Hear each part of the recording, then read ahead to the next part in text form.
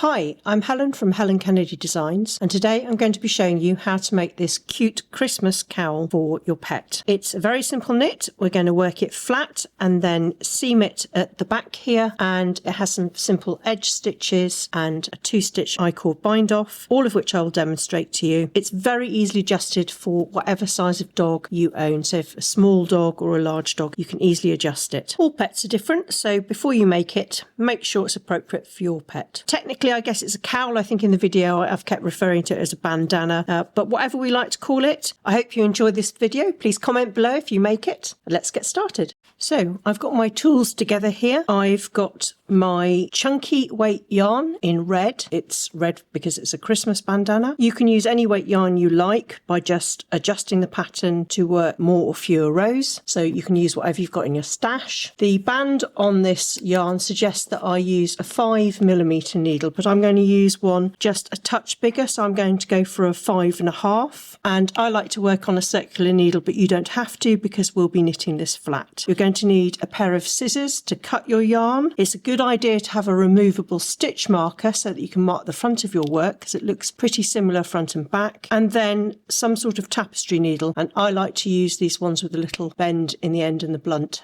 end to sew in the yarn tails and sew up the seam. It's very hard to see this yarn on camera because it's red, so I'm going to demonstrate using a gold yarn. I want to start with a slip knot that I can tighten using the yarn tail, and you'll see why this is important later. So with your yarn tail making the circle and then pulling up the loop, you can tighten that down a bit, and you can see then that you can tighten that knot or that loop with the yarn tail, and then you can just pop that onto your needle. Don't over tighten it at the minute, just snug it up enough so that it doesn't completely drop off the loop. And I'm going to zoom in so that you can see what I'm doing in detail. So the first thing we're going to do is we are going to take this slip knot and we're going to work into it a knit one, yarn over, knit one, yarn over, knit one, and that will create 5 stitches for us to start our bandana. So insert your needle as if to knit. Wrap your yarn around your needle and pull that loop through, but don't drop your stitch off the needle. Just pull up a bit of yarn and then bring your yarn between your needles to the front of the work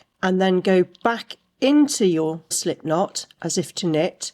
And as you wrap your yarn around the needle, you can see that I'm also creating a yarn over. Okay, so that was our first knit stitch. This was the yarn over that got created because we brought our yarn to the front of the work, and that's our third knit stitch. And we're going to do the same process again. We're going to bring the yarn to the front of the work and then go back in to knit the stitch and therefore create a yarn over and a stitch. And this time you can pull your slip knot off the needle. Now you can see this is why I wanted to be able to tighten using this yarn tail, because as you do this you can get a bit of a hole in the slip knot. It widens out a bit as we do it, and if we can tighten down this knot with the yarn tail then we can make that disappear. So there's our 5 stitches. Knit one, yarn over, knit one, yarn over, knit one. So we're going to turn our work over and we're going to work a couple of setup rows. We're going to purl the first 2 stitches, then we're going to knit one, then we're going to bring the yarn to the front of the work, we're going to slip one purlwise and purl one. Then we're going to turn our work over, and with the yarn behind the needle we're going to slip one knitwise and knit one. Now we need to make one stitch, we need to cast one on, and the easiest way to do that when we've got this small number of stitches is to do a backwards loop cast on. So I bring my index finger under my yarn and then kind of roll it over and then pop that onto my needle. And you can see what it does is to create a loop where the working yarn crosses over the back of the loop. You can also do it just by creating a loop with your fingers going in that direction so that the working yarn goes on top, and then put it onto your needle and tighten it down, whichever works for you. Then we're going to knit the next stitch, and then we're going to do it again. We're going to do another backwards loop cast on, and then we're going to slip a stitch purlwise and purl the last stitch. Then we're going to turn our work over and we're going to slip a stitch knitwise and purl one. That's our edge stitch on the wrong side. Then we're going to knit across the last 2 stitches Then we're going to bring our yarn to the front of the work, slip a stitch purlwise and purl one. So now we're going to start our 2-row repeat, and if you need written instructions you can always download the pattern using the link in the description below. So we're going to, with the yarn behind the needle, slip one knitwise and knit one, that's our edge stitches. Then we're going to make one left, and you do that by using this strand between the stitches, and what you want to do is to put it on your needle from front to back onto your needle like so, and then work into the back of that stitch. That's your make one left. You see it creates this left leaning increase. I don't worry too much about being symmetrical on this with left and right leaning increases. If you really want to, then you can, but I just find the make one left much easier, so I just stick with that. Then we're going to knit to our last 2 stitches, and again we're going to use the strand between the stitches. Here you can see it's connected to this stitch, and we're going to do another make one left by working into the back of that loop we've picked up. Then, keeping the yarn at the back of the work, we're going to slip one purlwise and purl one. That's our edge stitches. Now we're going to turn our work over on the wrong side row. We don't make any increases. Slip one knitwise and purl one. Then knit along to the last 2 stitches, and then we'll complete the edge stitches. So knitting along, and then the edge stitches bring the yarn to the front of the work, slip the stitch purlwise and purl one, and that's the 2-row repeat. So with the yarn behind the needle, slip one knitwise and knit one. That's your edge stitches. You're going to pick up this strand from the front to the back onto your left needle and work into the back of it. It's a little bit tight, so just make sure that when you do it you bring up enough yarn into this stitch so the whole thing doesn't get overly tight. Then work across, and as you go try and keep your edge stitches nice and loose, otherwise you're going to get rather a tight edge to your bandana and then it might curl a bit. So try and keep them nice and loose as you work them. So work to the last 2 stitches and then make your increase again, bringing up enough yarn into it. Keep your yarn at the back, slip one purlwise and purl one. So on the wrong side, slip one knitwise, and then as you purl the next stitch, try not to pull down on that yarn to tighten the edge stitches. Try and keep it nice and loose. Try and keep a nice bit of yarn in these 2 edge stitches, and then knit across. Work up to your last 2 stitches, and then again try and keep these stitches nice and loose. So slip one purlwise and then purl one. I pull down on the work a little bit to make sure that these stitches are sort of nicely lengthened, and then when you start working the right side again, you slip this stitch and you knit the next stitch, but don't pull down on this yarn and take all of the yarn out of that nice slip stitch. Leave it nice and loose so that these stitches can be elongated. If you keep pulling down on these stitches, then they'll get far too tight. Make one left, pull up enough yarn into that, work across to the last 2 stitches, make one left, slip one and purl one. And again, make sure that these edge stitches aren't getting too tight. Turn our work over, slip your stitch knitwise, bring the yarn to the front, and remember not pulling down on that yarn, leaving it nice and loose, and bring plenty of yarn into these 2 stitches to keep those edge stitches nice and loose. And then work along to the last 2 stitches, and then bring your yarn to the front of the work, slip one purlwise and purl one. And again, I give a little tug down there to make sure those edge stitches are staying nice and loose. So that's the 2-row repeat, and just Just continue with those 2 rows until your bandana is wide enough, and I'll show you how to figure that out in a moment. So here's my pet's collar. I can just about get it on camera from the beginning at the buckle to where I do the buckle up. Trying to flatten out my knitting a little bit because it's a bit curved on this needle. I'm just going to check that I have enough knitting to go from this buckle end to where I do the buckle up, and I have now, so my knitting is wide enough. So we're going to move on to the next section now, where we're going to knit a section that's just straight with no increases on the edges. So we're just going to go straight up now. And we're going to knit about 1.5 inches. My dog's collar is about 1 inch, but we need a little bit more than that because the knitting has some give in it.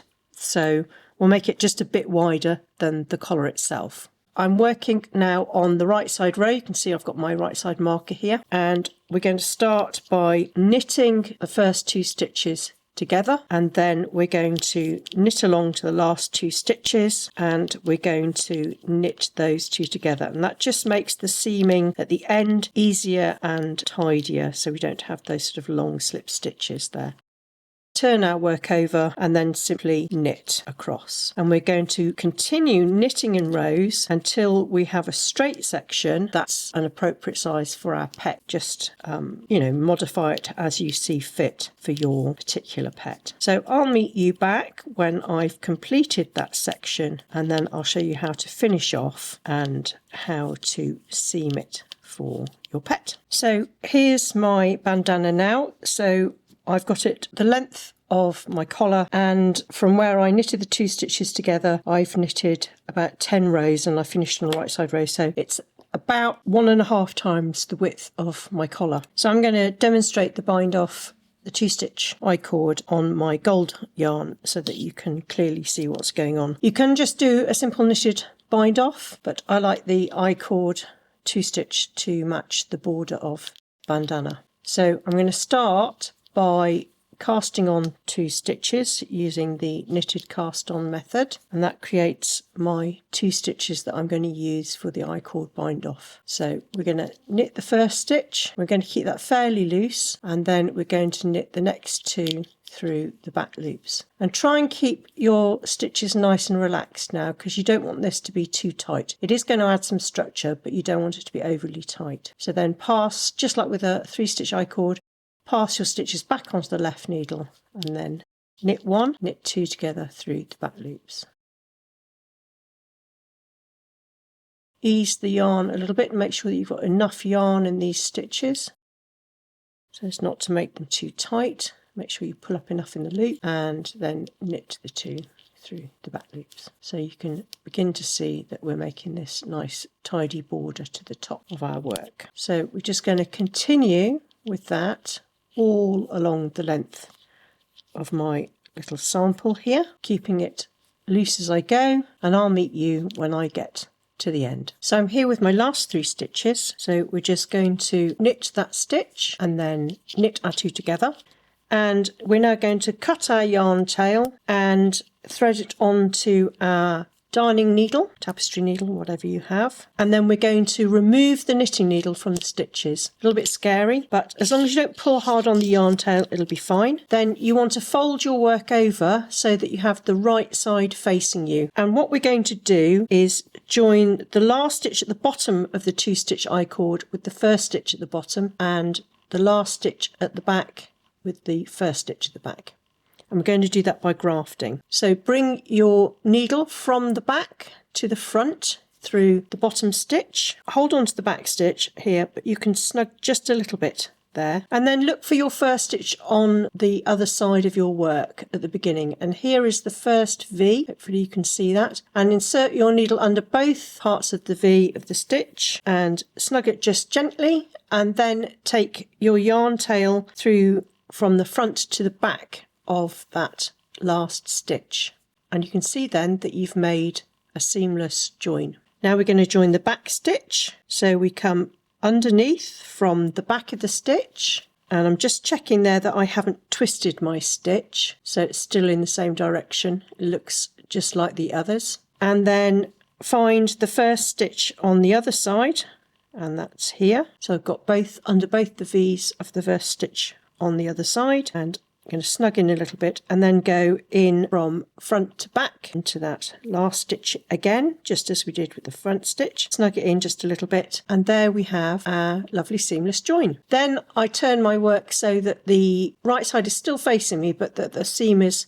sort of going upwards where we want to seam, just because I find that a little bit easier to deal with. Our yarn tail's at the back of the work already, so I'm just going to take my needle up, because what I'm going to do, I'll point from the front, is I'm going to grab the edge stitch here, and I'm going to grab the upper part. You can see that that's the top of the bump, the bottom of the bump, and the top of the bump, and I'm going to go for all of the tops of the bumps if I can on this side. So first I'm going to go on the left, and then I'm going to go on the right and just grab that bottom bit of the bump. It doesn't really matter too much, so I'm going to grab on the right side, on the left side, on the right side, so one garter stitch bump for each row, and then just simply pull your yarn tail up through your work, and look, it's a pretty seamless join. Going to be hard pushed to see that. It's not perfect, but it's pretty good. Then yarn is right at the end of our seam here, and at this point I like to turn my work the other way round and then just grab the V of my knit two together on either side and sew those together,